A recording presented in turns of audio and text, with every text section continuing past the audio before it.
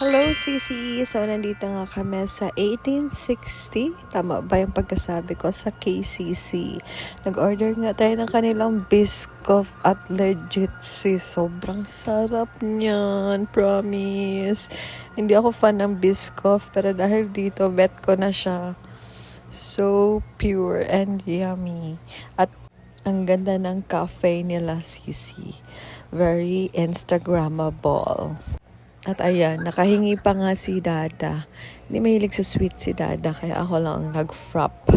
So yummy. Pero nagustuhan din niya yung Biscoff nila. Yes, approve tayo dito. At dumating na nga ang order namin ni Dada. Sa akin is beef kulma, kay Dada is boneless chicken coated with hot sauce. Ayan. Good for 2 person na actually yung kay Dada. So, let's taste their beef kulma. Yes, sir. Very ang beef kulma nila, sis.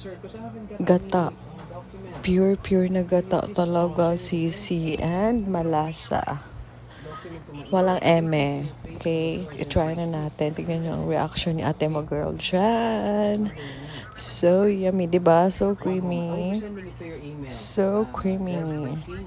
Oh, ayan. Sarap na sarap. Kain tayo mga sisi. Ayan, tikman naman natin ang kanilang boneless chicken. Napili namin ni Dadang flavor is ang kanilang coated hot sauce.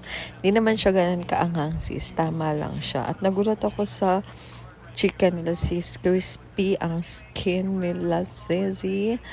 At juicy inside. Ayan. Goods naman ang chicken nila. Ayan. Syempre, nag-take out din tayo ng kanilang dessert para sa dalawa nating bulilit sa bahay. Ang kanilang macaroon sisi.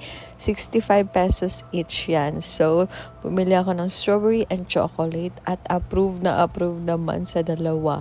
Tignan nyo reaction nila at tignan nyo yung macaroons, diba? So creamy. And ang gusto ko sa macaroons na to compare sa natikman ko sa ibang macaroons is hindi siya ganun katamis. Sakto lang siya sisi at tasang lasa mo yung tsokolate niya at strawberry flavor niya. Oh, sarap na sarap si ate, diba? Thank you! Bye-bye!